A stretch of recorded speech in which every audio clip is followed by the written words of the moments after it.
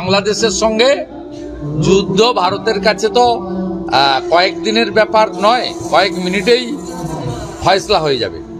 তা আমরা বড় ভাই হিসেবে চিমটি কাটছে, আঁচড় কাটছে, সহ্য করছি। এটা ইউনূসের উস্কানি, উনি যুদ্ধ লাগাতে চান। কারণ উনি ইতিমধ্যে জনসমর্থন খুইয়েছেন, ভ্যাট চাপিয়েছেন, প্রত্যেকদিন মানুষ খুন হচ্ছে, বর্বরচিত ঘটনা হচ্ছে। আজকেও একটা পুলিশ মহিলা কর্মীর ঝুলন্ত লাশ থানার মধ্যে পাওয়া গেছে, হিন্দু। স্বাভাবিকভাবে ইউনূস যুদ্ধ লাগিয়ে রাষ্ট্রপ্রেমের জিগির তুলে টিকে থাকতে চাইছে, কিন্তু ভারতীয় বিএসএফ সংযমের পরিচয় দিচ্ছে।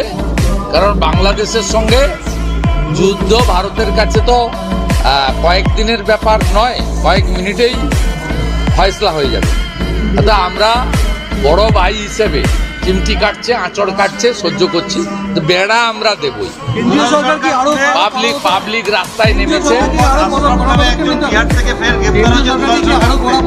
কেন্দ্রীয় সরকার সাথে আছে বলেই তো কালকে হটিয়ে দিয়েছে ওদেরকে। পাবলিক সাপোর্ট করছে, কোচবিহারেই বলুন, জলপাইগুড়িতেই বলুন, মালদাতেই বলুন, সর্বত্র জনগণ এগিয়ে এসছে। ভারতীয় জনগণ ভারত মাতা কি জয় বলছে, জয় শ্রীরাম বলছে। ও কাঁটাতারের বেড়া দেওয়ার কাজে তারা হাত লাগছে। সীমান্তে শাসক দলের যারা মদতপুষ্ট চোরাকারবারি তাদের কিভাবে নিয়ন্ত্রণ করছে? শাসক দলের মদতপুষ্ট যে সমস্ত চোরাকারবারিরা আছে তাদের কিভাবে চাইলে নিশ্চিতভাবে করা যায়। সেক্ষেত্রে রাজ্য পুলিশ তার সহযোগিতা দরকার। যে সহযোগিতাটা ত্রিপুরা, আসাম, মেঘালয়, মিজোরামের সরকার করছে বিএসএফকে বা কেন্দ্রীয় এজেন্সিকে, পশ্চিমবঙ্গে সেই সহযোগিতা পাওয়া যাচ্ছে না। কারণ এরা রোহিঙ্গা মুসলমান, এদের জাল আধার কার্ড, ভোটার লিস্টে নাম তুলছে। আনসারুল বাংলার সাদ শেখ, তিনি দুবার তৃণমূলকে ভোট দিয়ে দিয়েছেন মুর্শিদাবাদে, যে জঙ্গি ধরা পড়েছে। তাই এখানে একটি এমন সরকার দরকার যে সরকার জঙ্গিবাদ নির্মূল করতে কেন্দ্রের সঙ্গে হাতে হাত মিলিয়ে কাজ করবে। সে সুযোগ আসছে, 12-14 মাসের মধ্যে আসছে।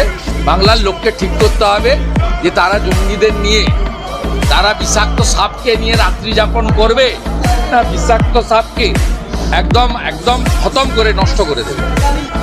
ধর্মীয় কারণে উৎপীড়িত হওয়া বাংলাদেশের হিন্দুদের, বুদ্ধিস্টদের শরণার্থী হিসাবে মর্যাদা দেবে, বাড়ি করে দেবে, জলের ব্যবস্থা করবে, কাজের ব্যবস্থা করবে, তিনবেলা খাওয়ার ব্যবস্থা করবে, চিকিৎসা করবে। আর ওই কালকে শিয়ালদা স্টেশনে যারা ধরা পড়েছে মায়ানমার হয়ে, বাংলাদেশ হয়ে, এই বাংলা হয়ে যারা দিল্লি যাচ্ছিল, এই অনুপ্রবেশকারী রোহিঙ্গা মুসলমানদেরকে নিয়ে এই রাজ্যের বাইরে বের করতে হবে। এটাই হচ্ছে একমাত্র সমাধান। গোটা পৃথিবীর হিন্দুদের বাংলাদেশের হিন্দুদের পাশে দাঁড়ানো উচিত। সেই কাজ আমরা আমাদের সীমাবদ্ধ ক্ষমতার মধ্যে দাঁড়িয়ে এপার থেকে করেছি। আপনাদেরকেও করতে হবে এবং সবাইকে